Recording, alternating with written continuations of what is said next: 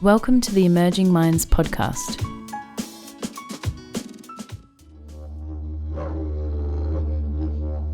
This podcast is part of a series called Listening to the Stories of Healing. Within the series, you will hear stories from community and the very diverse experiences of Aboriginal and Torres Strait Islander peoples, and how these narratives have shaped the amazing work that is happening in Aboriginal and Torres Strait Islander communities across Australia.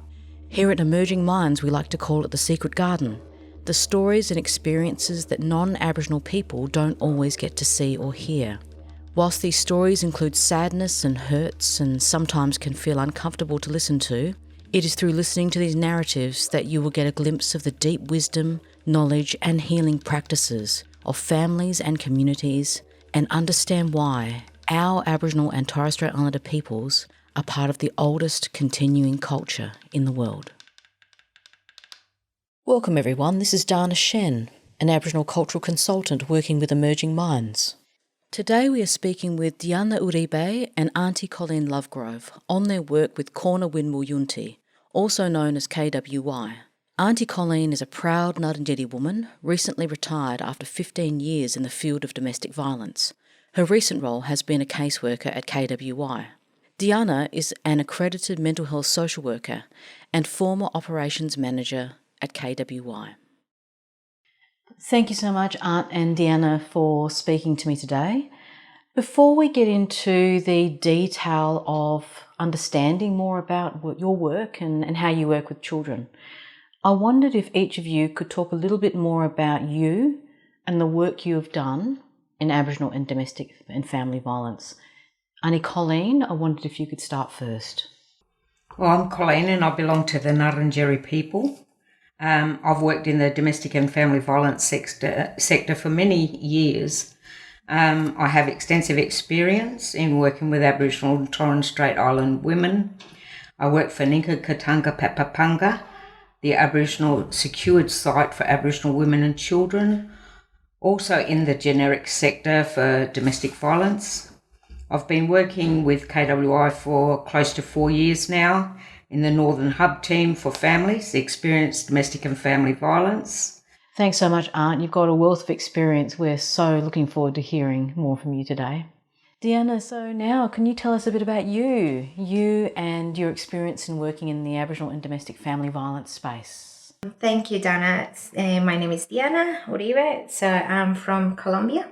So I completed my master's in social work in 2017 at the Flinders University. I have worked in early childhood, disability and social services sector for over 10 years. This included providing clinical expertise for working with children, young people and adults and their families with multiple mental health issues such as psychosis, depression, anxiety, mood disorders, suicidal issues and risk of harm to others. Through KWI, I worked providing direct and ongoing therapeutic and complex case management support to children and young people who have social and emotional and well-being difficulties. This including children who has been exposed to family and domestic violence, trauma and abuse, removal from the family, substance misuse, unresolved grief and loss, family breakdown, social discrimination and racism. So I wonder now if we can have a chat about the KWY model of family work. Aunty Colleen, I wonder if you could start just by giving us a bit of a rundown of how that model looks. How does it operate here? Well, KWI, through its holistic family support hubs, monitors the safety of women and children. The hub model aims to reduce family violence within the family, prevent children from entering out-of-home care, help family to make sustainable change to reduce violence and increase safety, provide coordinated responses to address the complex needs of families, provide a flexible approach to meet the needs of individual families and promotes the safety of all family members. Can you talk a bit more about what the individual workers do in this model? I think the key for the success with KWY, with our families, is that each member is supported within the hub model. Children, men and women within the family unit have their own worker It's not a one worker per family or one worker for an individual. We're actually working in a holistic way, which I find is very successful. And when we receive a referral, as a team, we make arrangements to do an initial home visit with the family to introduce ourselves. At the initial visit, we give an explanation of the KWI service and how we work as a team. This is then when the consent forms are normally signed. Before leaving, we leave a KWI information pamphlet with them and inform them of our next home visit or outreach appointment, whichever the client prefers. On the morning of every home visit, we will contact the client to confirm the visit before leaving. KWI doesn't have a cut-off point as well. We will continue working with the family until they feel they no longer need a service. It's up to the clients how long we support them. And I find that's really good. A lot of services do have a cut-off point for many reasons. And as a worker, I'm always respectful and patient. I normally don't like writing notes while I'm with a client. Sometimes I need to dot point a couple of things as a reminder, but I always ask permission first. And I usually make a joke of it, old age. And they usually have a bit of a giggle and give you permission. KWI support workers engage with clients twice a week, wherever they feel more comfortable, whether that be in their homes or at a park, cafe.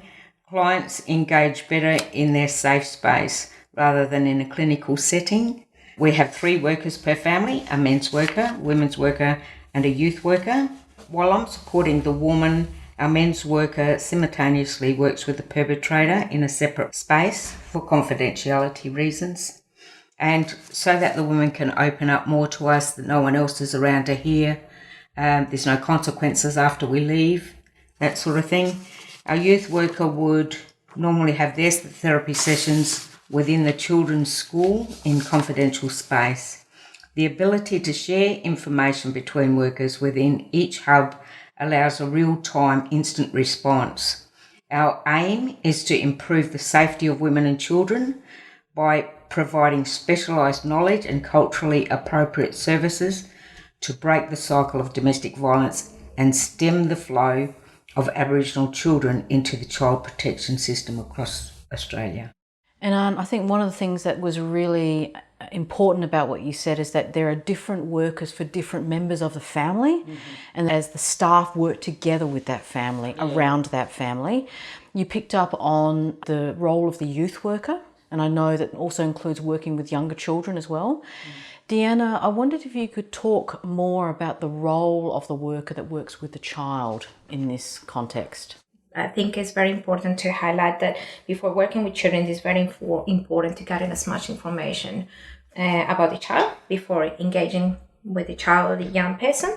This can be through the family, or if appropriate, through the family, through the school, or the services involved, DCP or mental health services. This information, we normally do it through the women's worker and the men's worker through a multidisciplinary team meeting. Sometimes we actually do come to the meetings with mom, the initial meetings with mom and dad, or the carers, where we actually gather information about what was happening with the child, the young person, through a series of mapping tools. So we use some mapping tools early stages, just to focus on what is the risk and protective factors around the child.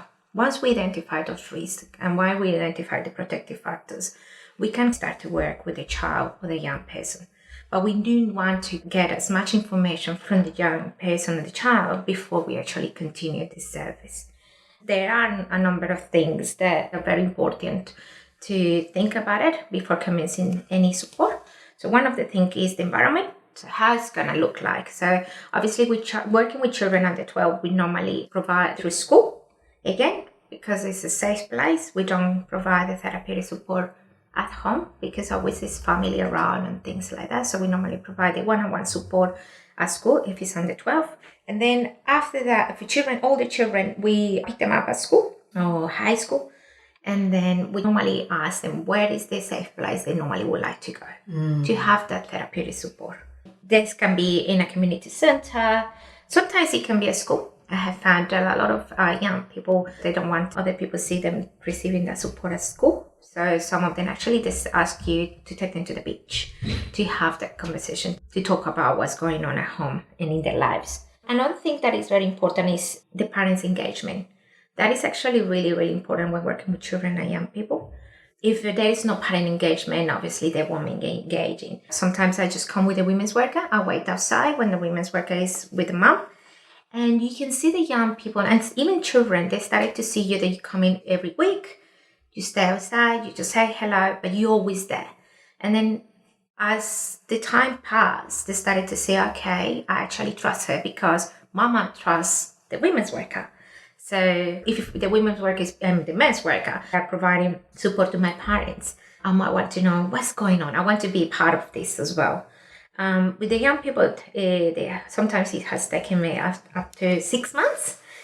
Waiting for that is building that trust. Building a trust in young people and children, because for them, even if they're in the middle of family and domestic violence, for them, safe place is home. They're scared that I'm coming there to remove them from mom and dad.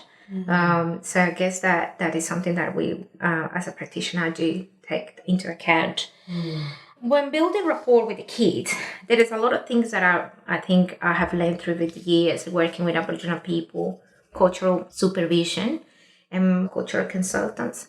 There is some things that I'm mindful when I'm working with young people and children. And those ones are, I'm very aware of the language and my behavior, obviously in a way that I'm not causing more shame, that I'm not re-traumatizing the child or the young person. I'm very genuine. I try to be as genuine as I can with the mom, with the dad. For example, when I'm in the initial stages, we gather information through some mapping tools with the mom and the dad. So I'm genuine. I really want to let them know and show them I want to know about the child. And I also have learned to give time for silence as well. I think is something really important, because as well as it works with adults, it's exactly the same with children. Sometimes they just don't want to talk. That's okay as well. Another thing that I think is very important is acknowledging that sharing information is a two-way process. So I always share a little bit about myself and my journey. Like you said, I'm from Colombia, but I also have a journey. So I'm an Indigenous woman from Colombia as well. So I share a little bit about that. And I share a little bit about my traditions. And even though there might be some similarities and some no, but this is who I am. I think that is really powerful when you work with children and young people. And again, as I said, as a non-Aboriginal worker, I think I do take into account the knowledge that I receive from Aboriginal colleagues, from my cultural supervision. So I attend cultural supervision. And if, for example, I'm working with a young person or a child that is from the lands, so I make sure that I have a cultural consultant from the lands to give me that information. Aunty Colleen, is there anything that you want to add on? Usually the child worker, the men's worker and the women's worker will talk together.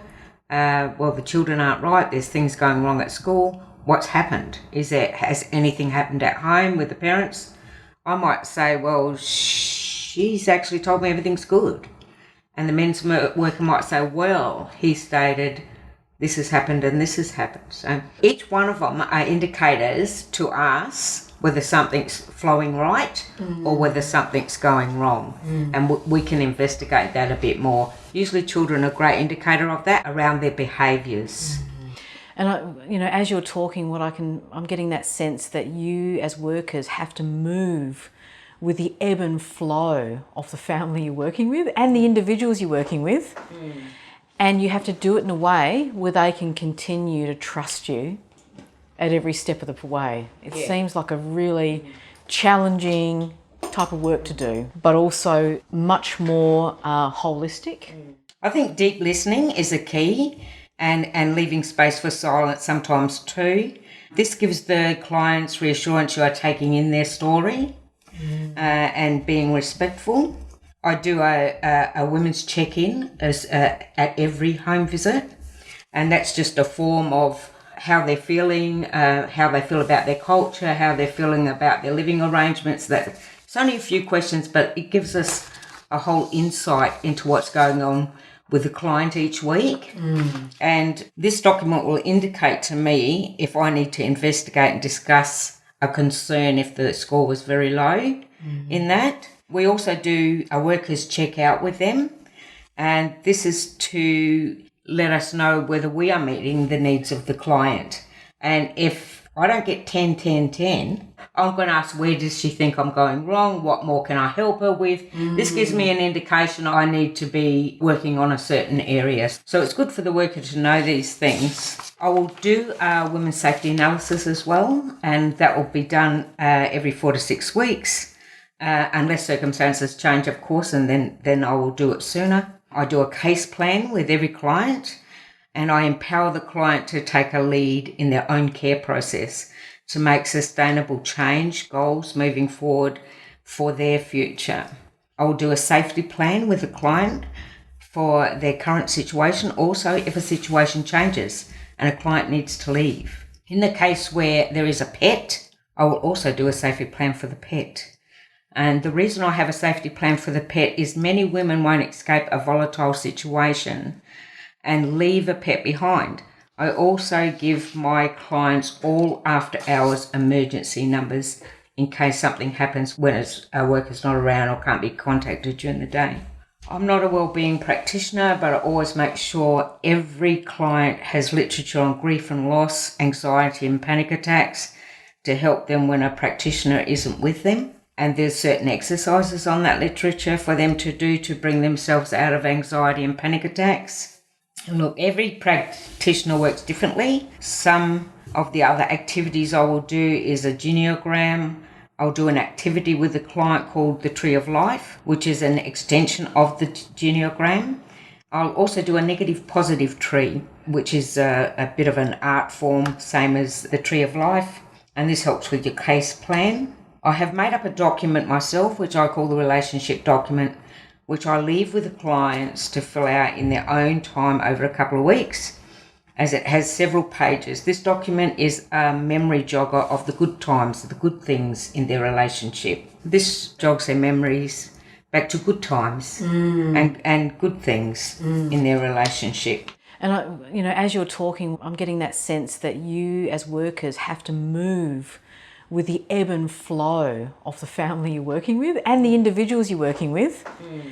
And you have to do it in a way where they can continue to trust you at every step of the way. It seems like a really challenging type of work to do, really, but also much more holistic and working with the whole. Yeah, the longer you work with them, the more and more they trust you around their confidentiality. They know that things are getting corrected without us revealing that they actually informed us of that. So we're not actually letting the other member of the family know that this had been revealed to us.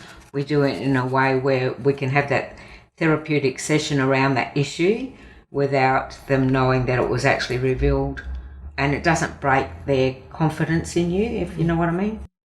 One of the issues that we understand can happen at different times is that you will see violence in families where children can be involved in that. Deanna, I just wondered if you could talk a bit more about how you work with that in that context. So yeah, I've worked with children who has used violence with their siblings. So the model is very flexible. In these specific cases, we try to provide one-on-one support in 1 week, and then the second week we try to provide group support. So we have a series of group programs that we run for the young people. One of them is the Respect Sister Girls. For example, if you see two sisters that are they're fighting each other. So we provide that group support for them along with the one-on-one therapeutic support. That's great. So the aim of this is trying to work with the needs of the individual, but also how people come together and ensuring that you build a positive or work towards a positive dynamic. So if you're developing a group work with children, you can actually start to see the interactions between each other, and you can actually address them in that moment. It's a really great opportunity to talk about safety. It's a really opportunity to talk about and build the emotional literacy. As I listen to both of you, you are really talking about how, as a team, you work with a system of people. You've got the family system, and in that system you have individuals that you work with. So there's quite a lot of complexity in the work that you do across the board. What, in your point of view, do you feel are some of the greatest challenges in doing this kind of work? Well, there's many challenges. A worker will come across a vast array of challenges. Look, it could be substance abuse, it could be children in care, it could be excessive gambling, it could be financial. If I'm unable to help clients in certain areas, I'll actually refer on to a specialist that specialises in that area to help the clients. Normally, when we refer on to somebody else, they'll always report back to us how that's going. So we can keep encouraging the client. But yeah, if there's anything, we try and deal with all issues. But if there's a particular area that we're not succeeding in or we can't help as much as we'd like to, we'll then refer on to someone who specialises in that area. And how about you, Deanna? Are there things that you've experienced as real challenges in that work? Any kind of difficulties, things that you've faced? Yeah, so I think one of the challenges when working with children and young people is the parents' engagement. So if the parents are not engaging, obviously that will fracture the relationship in the sense that we won't be able to engage with the children and young people. I also wondered from, your point of view, as an Aboriginal woman, what needs to be in a service for it to be safe for our people? I wondered on your thoughts about that. Look, KWI isn't all Aboriginal workers. We have white workers, we have workers from different countries here. They all go through the KWI training, and there's several training sessions for all. Thanks, Art. So, Deanna, as a Colombian woman who's Indigenous, working with Aboriginal and Torres Strait Islander people, what have you learned in terms of what's important about creating, competent spaces, culturally competent spaces, culturally appropriate spaces and services? I think it's very important as a practitioner to be on ongoing training around how, protocols about, as well, understanding their own values and their own beliefs. They do guide our practice because this is how we are. So it's very important as a practitioner to recognize our own values and beliefs, and they don't influence the way we work with the clients. It's very important to reduce any cultural misunderstanding. I really, really use cultural consultants. That is really, really important. I guess attending monthly cultural supervision is also very important. And when you're working, for example, in my case, I'm working with females and males, boys and girls. I guess that is very important to have those different views because there's the gender differences in there. So I will have 1 month, for example, a cultural consultant with a female, and then I will have with an auntie, and then I will be with an uncle on another month. So I guess that basic cultural competence is something that you are building because Aboriginal community is very rich. You might be working with someone from the Ghana land, but it's completely different from working with a Ngarrindjeri person.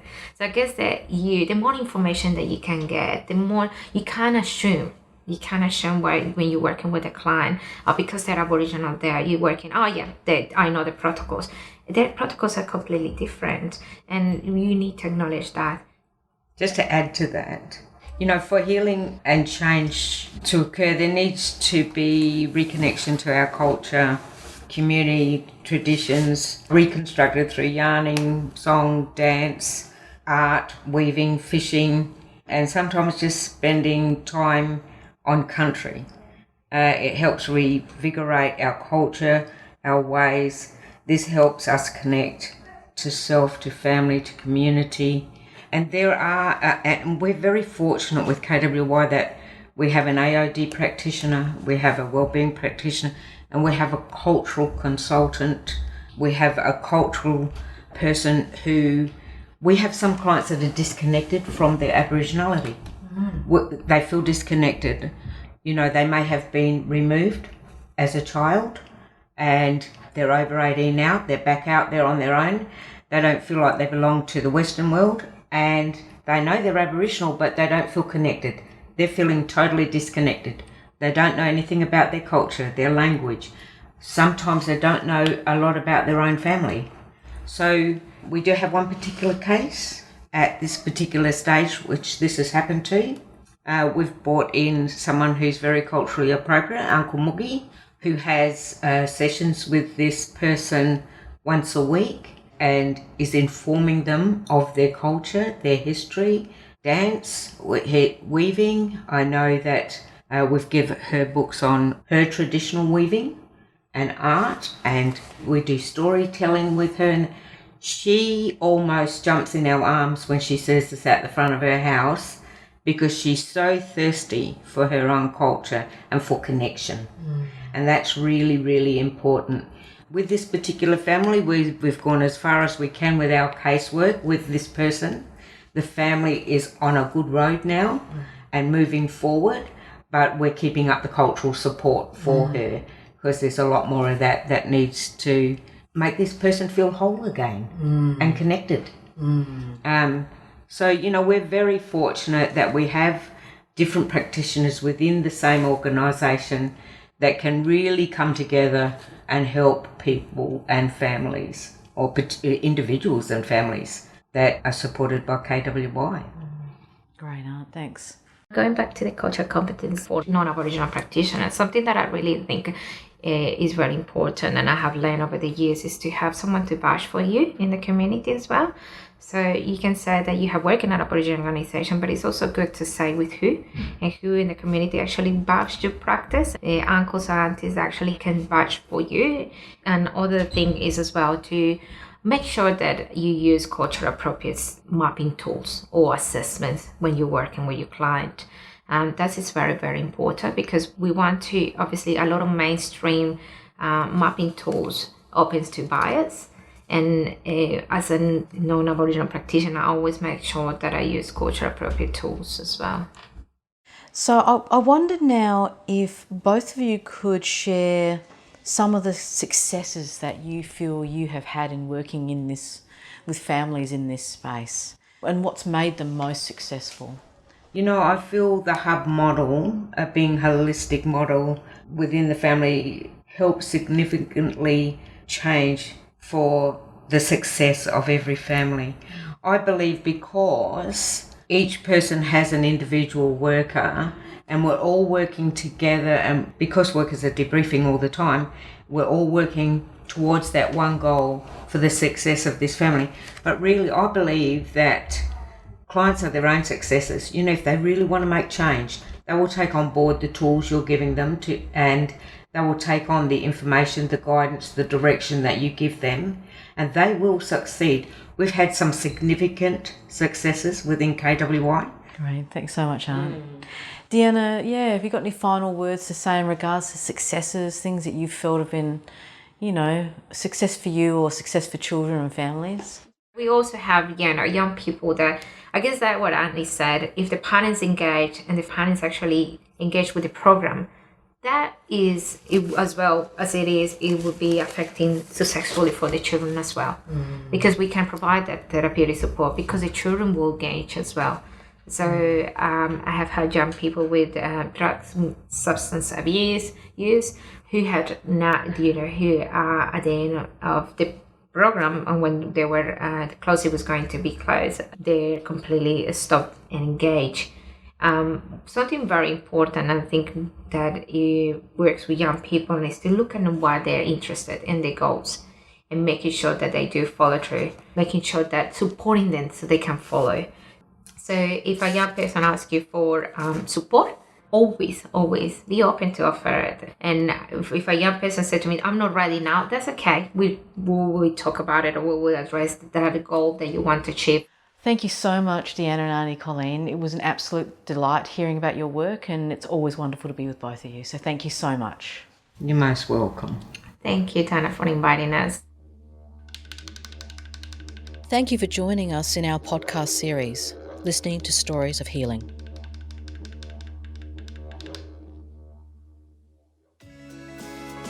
Visit our website at www.emergingminds.com.au to access a range of resources to assist your practice. Brought to you by the National Workforce Centre for Child Mental Health, led by Emerging Minds. The National Workforce Centre for Child Mental Health is funded by the Australian Government Department of Health under the National Support for Child and Youth Mental Health Program.